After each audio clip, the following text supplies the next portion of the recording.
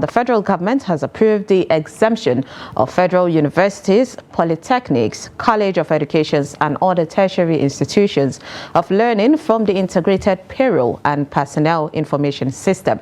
Remunerations of staff members of these institutions will therefore no longer pass through the platform, it said. The Minister of Education, Professor Tahir Mamman, disclosed that the council directed that universities, polytechnics and colleges of education should be taken out of the IPPIS service to allow more efficiency in the management of the universities and the tertiary institutions. This means that the university authorities and other tertiary institutions will now pay their personnel from their own end instead of relying on the IPPIS. Now we have in the studio Professor Yakubu Ochefu. He is the Secretary General Committee of Vice Chancellors of Nigerian universities. And also joining us via Zoom is Dr. Jibrin Elmaude. He is ASSU Chapter Chairman. Thank you so much for joining us, Dr. Maude. Also, welcome to the program, Professor. So, Good morning. Issue of the integrated personnel and payroll information system has been one that has caused sort of a ruckus between ASSU, the federal government, universities, and lecturers. So, perhaps before we proceed, maybe we could, for the sake of our viewers, start with the reason why there's this brute force rejection of the IPPIS among universities and lecturers. Yeah, the rejection was based on two fundamental points. The first has to do with the way the law establishing the Nigerian federal universities and most state universities. And that law was very explicit on the authority, where the authority lies as far as aspect of staff compensation, staff recruitment, etc. were domiciled. The second and more critical element had to do with the nature and character of the operations of the universities themselves. With the way IPPIS was structured, it does not provide for the type of dynamic engagement system that are inherent in the university system. When we say dynamic engagement system, is such that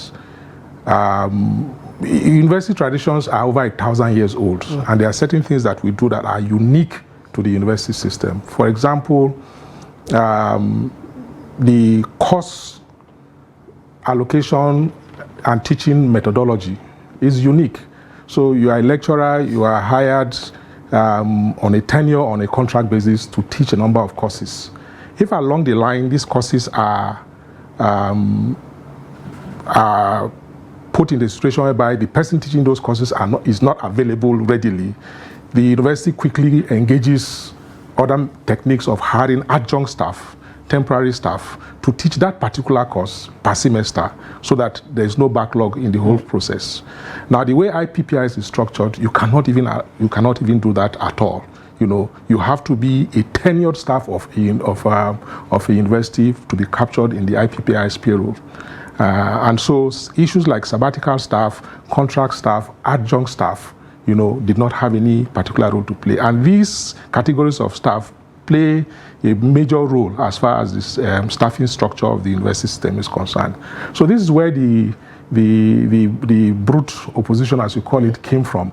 It was something that we had presented over and over to even the previous administration, that universities are not allowed to operate, cannot be allowed to operate like this, you know, where a vice chancellor has to come to Abuja and get clearance from the office of the head of service before you can recruit even a cleaner or a driver, you know, or the lowest level staff whatsoever, without that approval.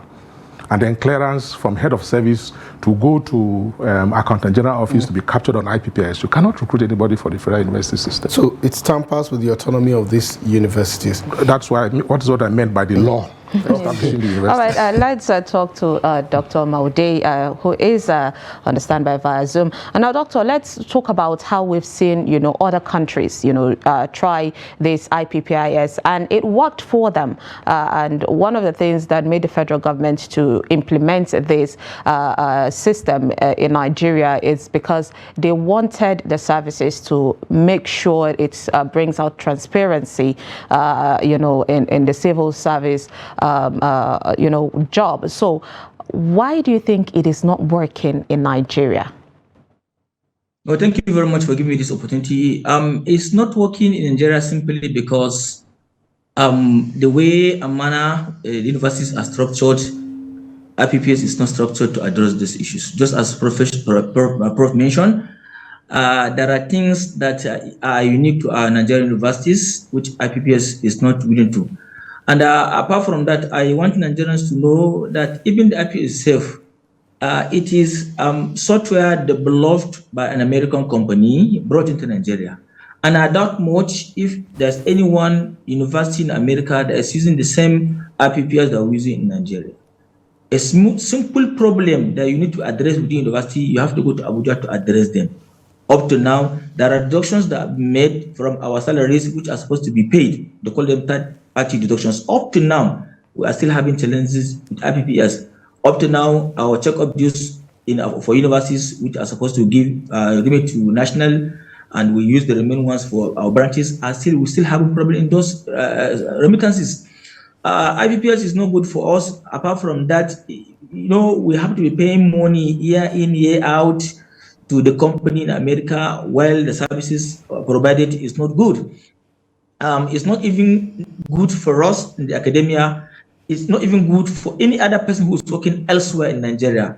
We are using other softwares before. We were thinking that the government should enhance those ones. And if we can bring in IPPIS from America, we are going to be paying American government or American company money year in, year out. Why won't Nigerian government challenge Nigerian academia to bring out another software like the UTAS that were brought? Even if they are not going to use the UTAS, federal government should ask other people, not us in the academia, to bring another one so that Nigerians can use it. Other companies outside Nigeria can look at it. If it's good for them, then they cannot be paying Nigerians money so that government will make an investment. But the way we are using IPPIS, if you go there, you have to go there virtual every month to address simple issues.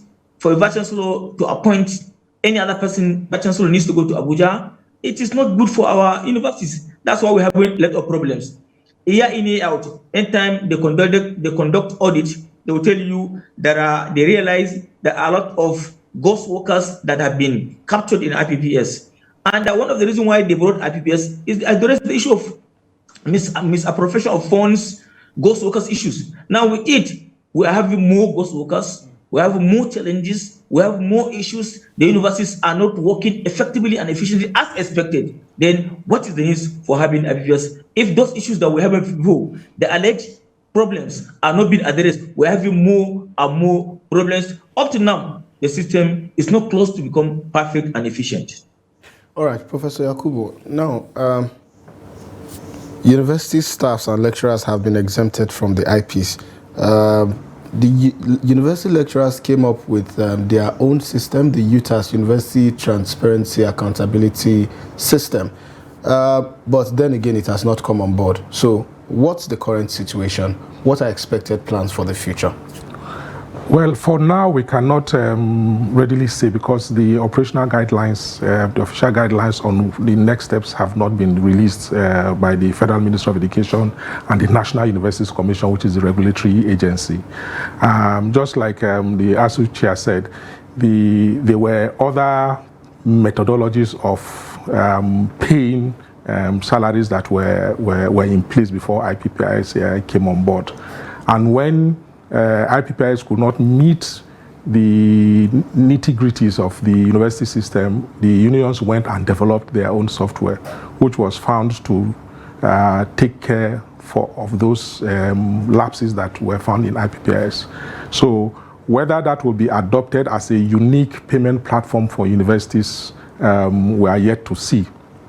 But from the body language of the Federal Ministry of Education and the Federal Executive Council, it's like we want to go back to status quo, whereby the councils of each universities will decide based on the budgetary allocations and budgetary provisions for them, how they are going to pay the staff that they recruit from the system.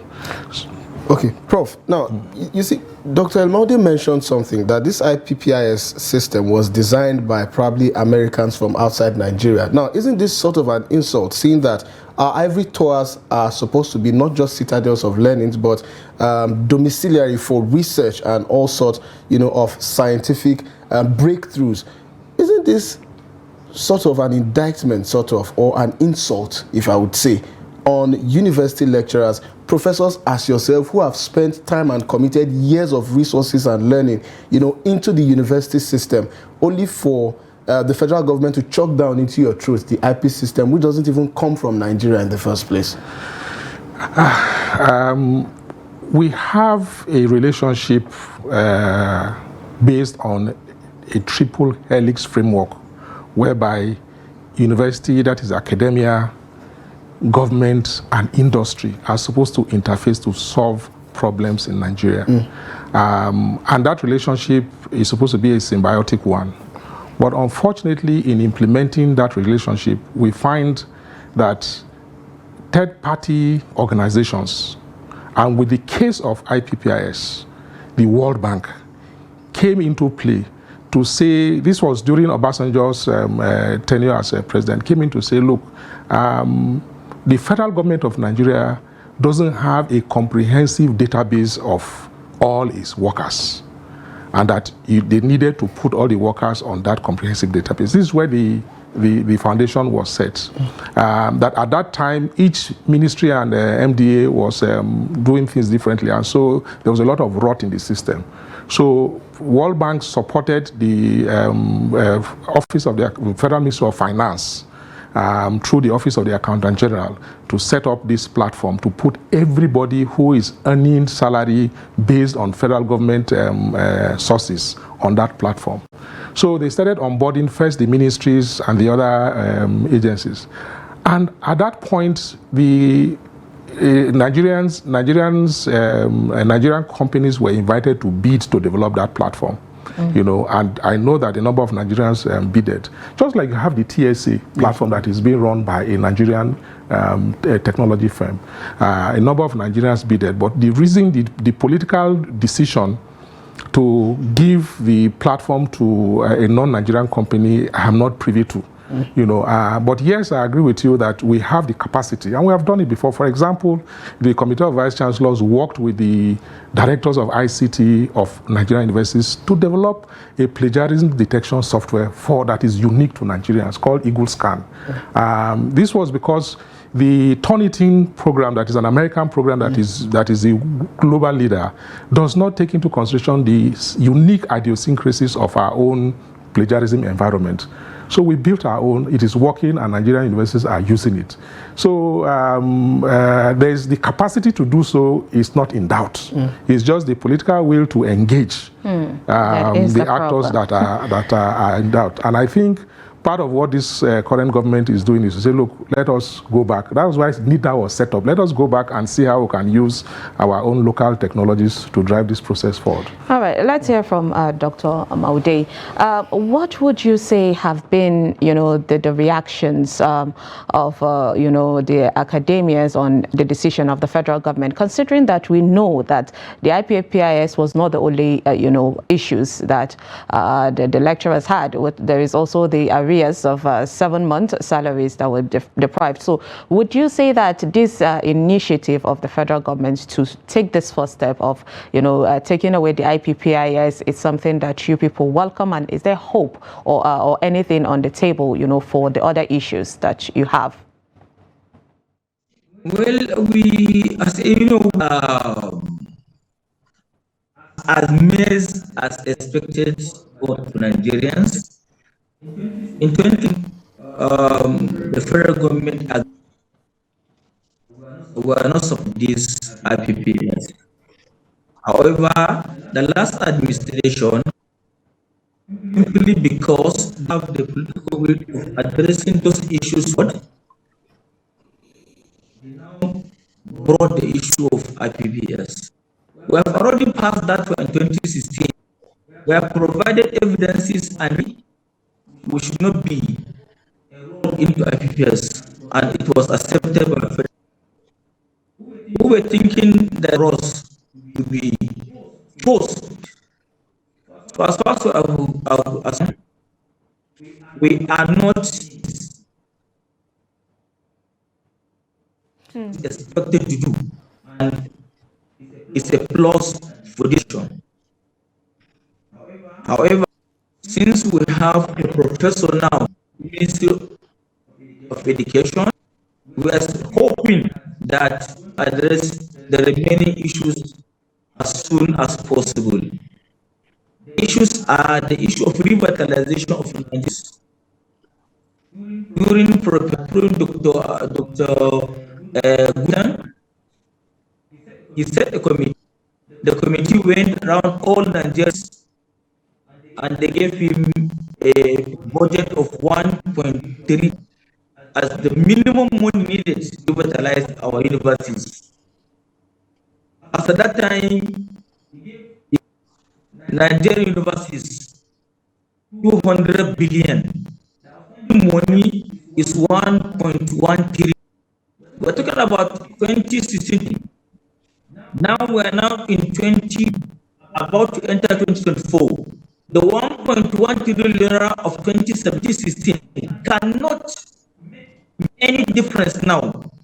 Cannot see our universities now if it's being given to our universities. Nigerians, this is part of the struggle we are making. Money is not coming to our union, to the universities. That's the issue of our academic. We have arrears 2016 to date. Nobody is talking. It is something that we have worked for. It has been computed. They have to pay us. Let's agree.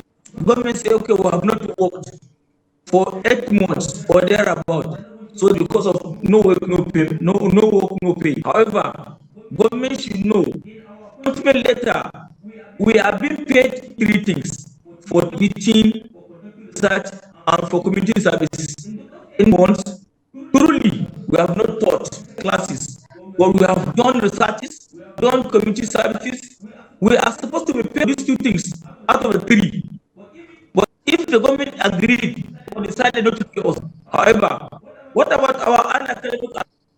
We have, the last time they revisited our salary is 2000. And our agreement with federal government, it is expected that after our salary should be reviewed time with what is prevailing in the economy. However, since 2009, now that I'm talking, that review has not been concluded. No new salary structure for our Nigerian universities. Issue of brain drain is there. Nobody is willing to make extra sacrifice to do in the past to teach students. A professor earning 400,000. What can 400,000 naira do to a professor?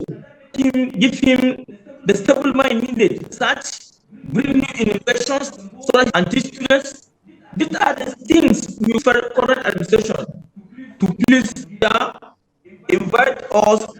Let's move to the discussion. We only the outcome of collective bargaining. Federal government will bring their members and other unions will come together, sit down on the table, discuss issues scientifically, objectively, arrive at a that's going to be accepted by all. Our expectation from the current administration. All right, thank you very much, Dr. Elmaude. Prof, you listen to Dr. Elmaude. Now, so many issues, so little in terms of recommendation. Prof, what do you recommend to address all of these issues? Because you understand that while all of these issues fester, Nigerian students are the ones who would bear the most brunt because they would have to be the ones who would have to graduate without being equipped with all of what they will need to face life squarely. So what would you recommend to address all of these issues? At the level of the Committee of Vice Chancellors, we have told government that we really need to sit down and rethink the philosophy of university education in Nigeria in the context of where we are as far as our national development is concerned. That process has started with the review of the curriculum for Nigerian universities that was carried out by the National Universities Commission. That issue has also been touched by aspects of the governance reforms that were started in the way that appointments and promotions are made into the Nigerian university system that is vested in the governing councils of universities. But on matters of autonomy, financial autonomy, on matters of research and innovation, we still have some challenges. On matters of compensation, like he has mentioned, we still have challenges. You see a situation whereby the vice chancellor of a federal university, in some cases, earns 1/3 of the salary of a vice chancellor of some state universities. So we need to understand that the aspects of financial governance, we have not made the type of progress that we need to make consistent to what the role of universities as far as our national development is concerned. And yes, when you look at the stakeholder ecosystem, the parents and the students, the Nigerian environment itself, the communities in which the universities are located, the staff of the universities and the unions which they represent, and like I said, the industry that we're supposed to forge that sort of strategic relationship, we need to go back and review the nature of character of these relationships across the board. And so the new minister, well, it's no longer new, he's been there for a while now. So the Minister for Education, Professor Tahir Mamman, is a veteran in the education space and a former Vice Chancellor himself. So he understands these dynamics. And if you look at the roadmap, the educational roadmap which he led to develop, it identifies some of these issues that I've mentioned. So it is now how to implement that roadmap robustly. The sit down that he's talking about, that all the stakeholders will come and brainstorm on what would be best for the Nigerian population, especially in the context of this ecosystem that I mentioned, that we are looking forward to. And I think that from the body language of what is happening so far, we are going to see that happening in early January or February, so that we are all on the same page as far as what is best for the Nigerian system from our universities. Professor, I have this question to ask you. Is there any fear, of this decision of the federal government to remove the IPPIS from your angle? Because we saw how the federal government removed the fuel subsidy, and then Nigerians were excited until they started feeling the brunt. So is there any fear that this could mean to total autonomy of the federal, the tertiary institutions, having to now find a way to pay themselves their salaries? Is there any fear? Yeah, there's apprehension in some circles, I must confess. There's some apprehension in some circles that what does this really mean when we talk about financial autonomy? And we're like, the Nigerian University, National Universities Commission knows exactly how much it costs to train a medical doctor in the Nigerian universities for 1 year, and for 6 years that is required for him to graduate and practice, and has the statistical data for all the courses. The closest to that statistical data is what the private universities, some of the private universities are charging. That is the actual cost. Then, so that is one cost unit. Another cost unit has to do with the cost of living on campus for 210 days, which is the 30 weeks, 15 weeks per semester, 30 weeks in a session that is required by the student. His accommodation, his feeding, his toiletries, payment for data, and all those things. So when you aggregate all that together, you now understand how much it costs to acquire university education, from the perspective of payment of tuition fees and other supporting fees, and for surviving on campus.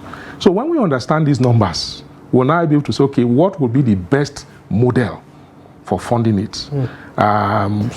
So is government going to give a grant, a lump sum grant to say, look, I need University of Jos to train 500 doctors for me for the next 4 years. University of Jos, give me a bill. How much is it going to cost you? And the University of Jos will give the federal government a bill. Federal government will write a check to University of Jos that this is what you need. And then for those 500 vacancies, Nigerians will bid. Bid in the sense of scholarship now. They apply for scholarship to enjoy. And then those who get that scholarship will now know that they are being trained by the federal government of Nigeria. Those who don't have the scholarship and whose parents are not able to pay, is what federal government is saying, you now go and get the benefit of education loan, of a loan from the education bank to pay. Then you have the alumni associations coming to support. You have donor agencies coming to support. You have the big foundations, the Abdul Samad Foundation for Africa, the Dangote Foundation, and all these ones also coming to support. Just like Shell, NNDC, NNPC have been doing. Well, now all of this will now complement to say, make sure that, And then what happens in other parts of the world is that between the universities and the alumni association and the unions, they also create an endowment fund, so that any student who gets admission into, say, Ahmed Bello University will not be denied admission on grounds that his parents cannot afford it. There will always be somebody in that endowment fund that can pay for that scholarship. So that is global best practice. That's what happens in other parts of the world. State governments, local governments, everybody is in the fray. But we have a situation whereby now in the federal universities, there is no tuition, but there are user charges. In addition to these user charges, there are also the living costs that students have to pay for themselves. When you aggregate all that together, it's an expensive cost, and somebody has to pay for it. And so if we sit down and think through the financial autonomy model that government is proposing, we can then say, okay, this is what will work best in the interest of the army of people who want to come into the universities and do not have the place or do not have the funding support to come into those universities. When we consider that the Nigeria is below the African average as far as the higher education participation rate is concerned, which is the rate of those who are qualified to come to enter the universities and the number of spaces and the opportunities that are available. Nigeria is doing like about 9%. The African average is like about 13%. Global average is like about 23%. So you can see where we are, way below. So these are the things that we're saying. From governance autonomy, we're now moving to financial autonomy, and we need to sit down to iron these things out so that the unions are represented, the parents are represented, the students who are also mature adults, mature people in their own right, should be on that conversation so that we can sit down and see what works best for the Nigerian university system. Thank you very much, Prof. Dr. Elmaude, yes, you listened to Prof's submission. He painted such a vivid picture of how things are supposed to be, based on global best practices. However, the question, IPPIS is gone. We don't know whether it will be replaced by UTAS. But then again, do you foresee us tilting towards some of these best practices that Prof has so mentioned? And do you think that the federal government, with its body language so far, has taken the right steps in the direction of these best practices that Prof so mentioned?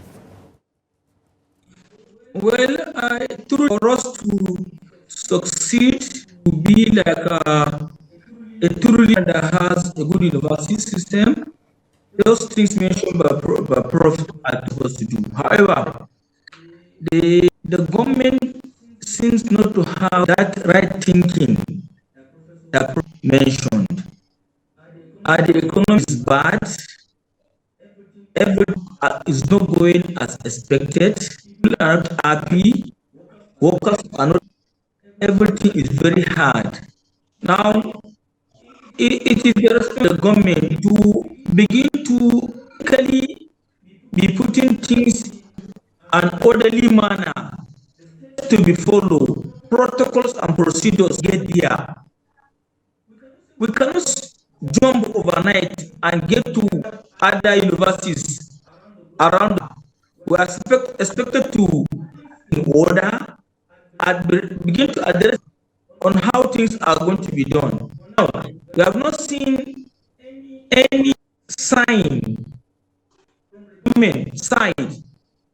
tilting towards road or that part across the promised land. For instance, we told Nigerians that government is planning to increase school fees.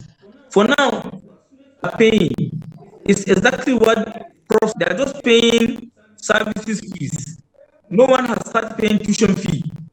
Now, what we're saying, us to have financial autonomy in process, government should be putting things that will make investment gradually. Then if government is doing that, time will come whereby government intervention may not be needed as they are now. But for now, we cannot be like universities in Ghana. We cannot be like universities in Nigeria, other parts of the world. We are saying government should, in the name of God, begin to put things in an order, inviting people, inviting unions, inviting people that have endowments, students and whatever, so that we can sit down to begin to build a model that is befitting the current situation. If we are that, then automatically we are going to get. However, government cannot say want to totally remove their hands, allowing students to pay. In my, for instance, Modibbo Adama University here in Yola, last semester that we just ended, of people, a lot of students, more than 300, couldn't pay school fees. Couldn't pay. It took the intervention of the university administration to like for them for now that please exams. When you are resuming next semester session, make sure you pay the school fees for second semester as well as you pay for first semester. If not because of that, a lot of people, a lot of our students wouldn't have second semester exams. Right. And that would be the beginning of leaving the universities, and that could cause serious threat in Nigerian projects. Right. Because already security issues, youths are not, youths do not have money, youths do not do. So what you are saying, government should make sure whatever they do, whatever policy they want to do, look at the plight of Nigerian students. Look at it's biting hard. So increase student loan will not solve the problem. Right. Student loan will not solve the problem. Because even for you to assess those, the procedure put by the federal government is also very hard. I know you've spoken so passionately about the student loan and the potential negative impact that it's going to have. Perhaps if the Nigerian universities had an endowment fund like Professor had said, perhaps those 3,000 students would have been able to write their exams with their tuition fees paid. However, Dr. Jibrin Elmaude, the ASSU chairman, Modibbo Adama University chapter, thank you so much for your contributions on the program. Unfortunately, we cannot continue because we've run out of time. And also, Professor Yakubu Ochefu, thank you so much, sir, for the contributions. I really do hope that we have this conversation subsequently, maybe next year, like you said, hopefully to review some of the plans of the federal government and to see whether the meeting between the multi-sectoral stakeholders will really hold for us to review these processes. Thank you so much, Professor. Thank you very much. Thank you very much. Thank you.